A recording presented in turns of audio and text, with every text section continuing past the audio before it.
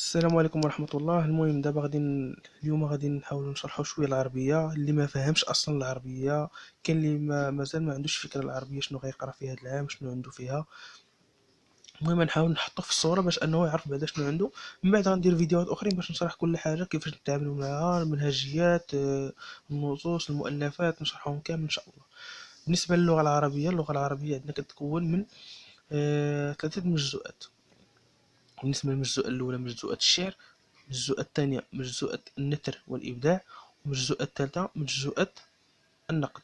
بالنسبة للمجزوءة الأولى اللي هي مجزوءة الشعر كتنقسم لنا لجوج، فيها الشعر القديم وفيها الشعر الحديث.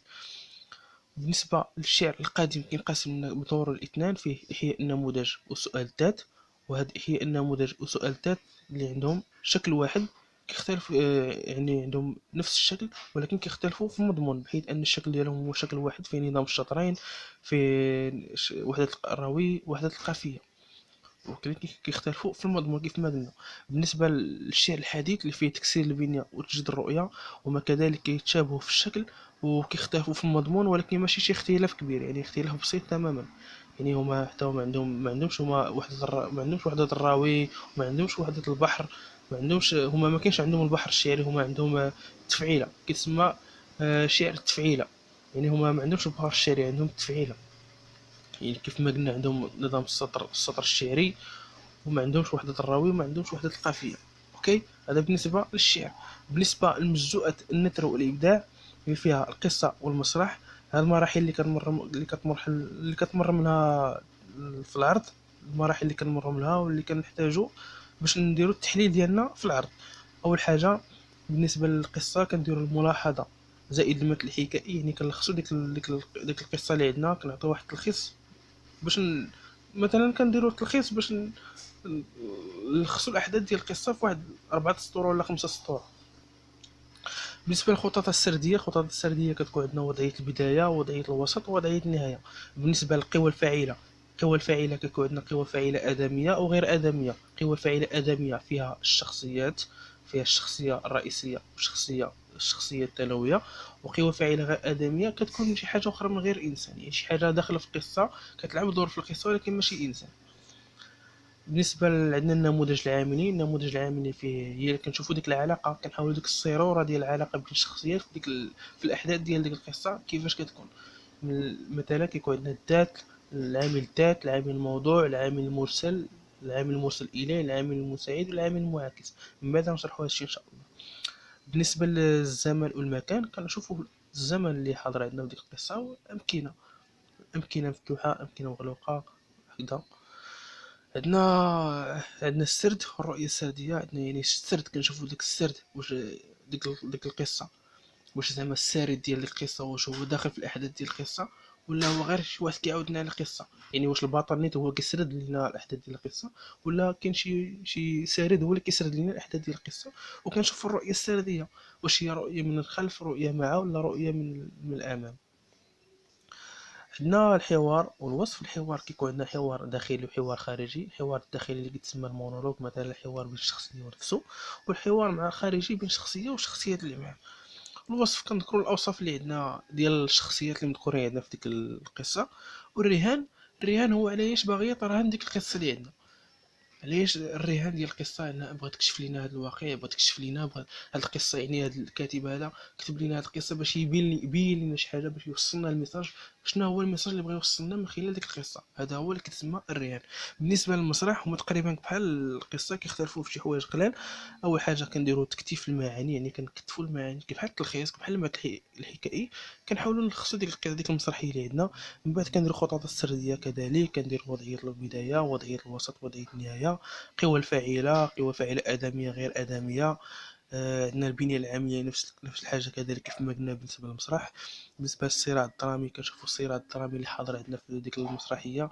مثلا كيكون الصراع الدرامي بين الطبقات، بين الطبقة الفقيرة والطبقة الغنية، بين نفسية مرتاحة، نفسية غير مرتاحة. بحال يعني كنحاولوا نشوفوا ديك على حساب ديك المسرحية اللي عندنا، بين الطبقات اللي حاضرين عندنا في ديك المسرحيه. كيكون واحد الصراع بيناتهم مذكور في ديك المسرحيه، كنحاولوا نذكروه وكنبينوه من بعد غنشرح لكم هذا الشيء. عندنا المكان والزمان. المكان حيت المكان كيكون هو الخشبة تاع المسرح، ولكن كيبينوا غير الدلالة ديال داك المكان، وكنديروا الزمان حتى هو الدلالة ديالو. بالنسبة للحوار كيف ما قلنا، حوار داخلي حوار خارجي، الوصف. وعندنا الإرشادات المسرحية. الإرشادات المسرحية مثلا كنذكروا الخشبة، ديك المخرج، الستار، الجمهور، أي حاجة متعلقة بالخشبة ديال المسرح، متعلقة بالمسرح كنذكروها مذكورة في النص عندنا، كنحاولوا نذكروها ونبينوها وكنبينوا الدلالة ديالها. هذا بالنسبة لمجزوءات النثر والإبداع. بالنسبة لمجزوءات النقد، يعني المنهجية ديالو هي المنهجية تاع النص النظري. المنهجية تاع النص النظري هي اللي كنخدموا بها المنهج البنيوي الاجتماعي. مثلا اول حاجه كنديروا تلخيص مضمون ديال داك النص اللي عطونا، كنديروا التلخيص وكنحدوا القضيه اللي عندنا، واش هي مثلا، واش هو نص نظري واش كيهضر لنا على المنهج البنيوي ولا على المنهج الاجتماعي. كنديروا جرد المفاهيم المرتبطه بديك القضيه تاع داك النص. الا كان عندنا منهج اجتماعي كنجردوا جميع المفاهيم اللي كيتعلقوا بالمنهج الاجتماعي، اللي كيتعلقوا بالمجتمع، بالعلاقه بالمجتمع هكذا. ونفس كذلك بالنسبه للمنهج البنيوي، عندنا كنديروا اطار المرجعي. الاطار المرجعي كنشوفوا ديك المرجعيه اللي يعتمد عليها صاحب النص باش انه يكتب لنا داك النص، واش هي مرجعيه دينيه، مرجعيه فلسفيه، مرجعيه تاريخيه، مرجعيه اسلاميه. داكشي على حسب النص اللي عندنا كنذكروه وكنبينو. بالنسبة للسؤال الثالث في ورقة الامتحان، حيت في الامتحان كيعطيك واحد السؤال الثالث كيقول لك استخرج من النص. هذا السؤال كتخرجو غير من النص، يعني من بعد الاطار المرجعي لا كتخرجو من النص، كتمشي كتجاوب كتخرجو، كتكتبو في ورقة الامتحان كتخرجو. من بعد عندنا طرائق العرض. طرائق العرض عندنا طريقة استقرائية وطريقة استنباطية. طريقة استنباطية هي فاش كينطلق لنا من العام للخاص، وطريقة استقرائية فاش كينطلق لنا من الخاص للعام. مثلا طريقة استنباطية كيعطينا واحد الحكم في البداية تاع داك النص، ولا كيعطينا واحد التعريف، كيبدا بالتعريف ولا كيبدا بواحد الحكم، عاد من بعد كيبدا كينطلق لنا التفصيل ديال هذاك الحكم ولا التفصيل ديال هذاك التعريف. الطريقة استقرائية العكس، يبقى يتفصل لينا تفصيل، وفي الأخير كيوصل لواحد الحكم ولا كيوصل لواحد التعريف كيعطيه لينا. بالنسبة للأساليب الحجاجية كنذكروا الأساليب الحجاجية اللي عندنا، مثلا التعريف، المقارنة، الاستشهادات، سميتو التعريف، المقارنة، الاستشهادات، جميع دوك الأساليب اللي مذكورين عندنا في المثال، جميع دوك الأساليب اللي مذكورين عندنا. من بعد غادي نتفصلوا فيهم حتى هما بالتفصيل.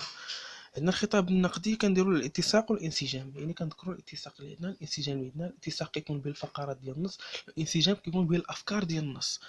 اوكي، كنتمنى تكونوا فهمتوا هذه النقطه مزيان. بالنسبه للخاتمه، درت لكم الخاتمه هذه اللي متعلقه بهذه المجزوءه تاع النثر والابداع، والخاتمه اللي متعلقه بالمجزوءه تاع النقد. بالنسبه للخاتمه اللي متعلقه بالمجزوءه تاع النثر والابداع، فيها كنديروا اول حاجه صياغه خلاصه تركيبيه لنتائج التحليل. مثلا كنديروا التحقق من الفرضيه اللي عندنا، الفرضيه اللي ذكرنا في المقدمه.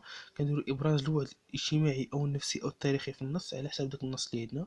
ومن بعد كنديروا ابداء الراي الشخصي حول موضوع النص ومدى تمثيل النص لخصائص الفن القصصي او المسرحي. يعني كنبينوا واش داك النص نجح انه يمثل داك الفن مزيان، القواعد ديالو هكذا ولا لا، ودائما كيكون مزيان. بالنسبه للخاتمه ديال مجزوءات النقد، كنديروا مجزوءات النقد ولا النص النظري بصفه عامه. كنديروا الصياغه، خلاصه تركيب نتائج التحليل. كنديروا التحقق من الفرضيه اللي درنا في المقدمه. داك الجواب ديال السؤال الثالث كنعاودوا نصيغوه في الخاتمه بطريقه اخرى. والابداء ديال الراي الشخصي حول ديك القضيه اللي عندنا. هذا بالنسبه لما يتعلق باللغه العربيه. كنتمنى تكونوا فهمتوا، وشكرا.